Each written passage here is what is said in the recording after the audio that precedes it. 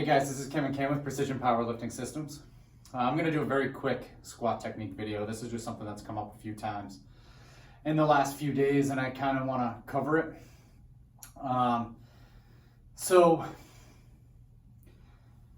know there's like a fad out there. Not a fad. There's a lot of coaches out there who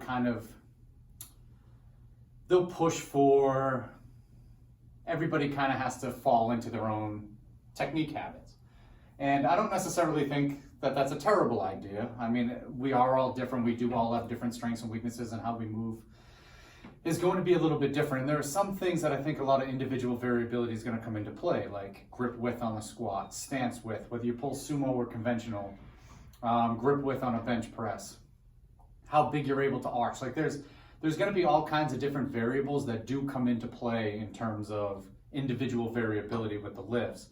But I think we still need to have some heuristics on technique on what's going to allow a lifter to lift the most weight possible. So I'm a big fan of sitting back into the hips and the hamstrings on the squat in order to have a bigger squat. I think, all of a sudden, and this even comes down to, I think, a marketing thing in terms of like footwear. So once weightlifting shoes became more popular in the powerlifting world, you started to see more people with a lot more Olympic style squats, like very forward knee travel, even with the bar down in a low bar position. Now, some people may lift more this way, that might play to their strengths, but it doesn't mean we shouldn't be targeting the weaknesses and we shouldn't be working towards a better squat. I think you're going to be very limited to how much weight you're going to be able to lift in these positions. And of course, some people are going to have higher ceilings than others in those positions, but it doesn't mean just because somebody does it and they put up big numbers doesn't mean that they're right. So one of the things, we don't squat in heels, we all squat in flats.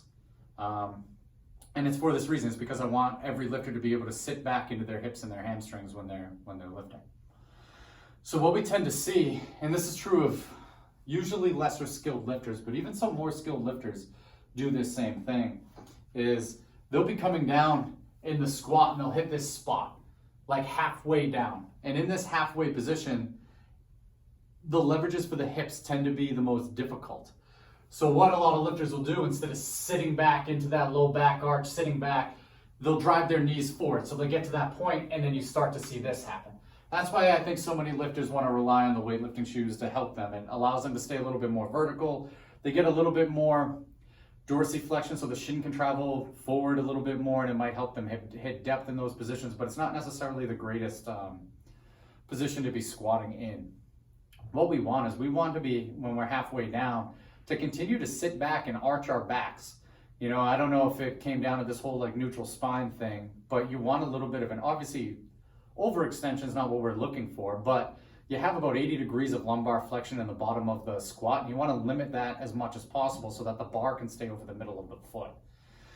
So what ends up happening,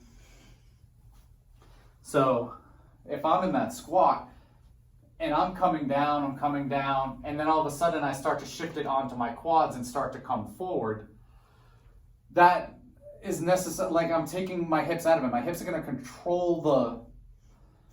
help control the weight so that I don't pitch forward. And what this is doing also is, look at where that bar is. It's shifting all of my weight forward. So it's not allowing me to stay back. It's not keeping the bar over the center of my the center of gravity of the middle of my foot. It's literally starting to shift forward. So that's why a lot of times you get stuck with depth and it'll be high. And also you're going to see a lot of pitching forward in the squat because the hips and the hamstrings aren't eccentrically loaded. So gravity's still coming down. So when they go to stand, because of that weight shift, everything's going to kind of fall forward. And that's not what we want to see. So I'm going to do it with the barbell. I'm winded from doing like one body weight squat.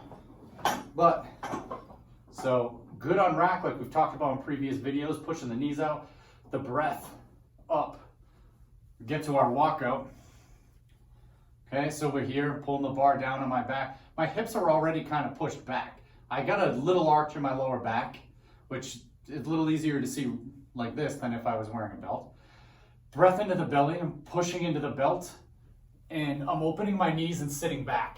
So it's now, once I'm in that halfway down position, I keep pushing back, opening my knees, arching my back, and then up. What we don't want to see is, we don't want to see down, down, down, sliding forward, and then trying to come up. You can even see I hit the rack there. So that shows how much more forward that bar is coming when I start to do that. Of course, I'm over exaggerating a little bit. But again, I'm screwing my feet in the ground, pushing my knees out, arching my back, breath, pushing the ribs out, staying back, hitting my depth, and up. Okay, something to focus on the squats. When you're watching your videos, if you see halfway down that forward knee travel, that means you got to work on your hips, your low back, and your hamstrings, which it's never going to be a fault to do those things.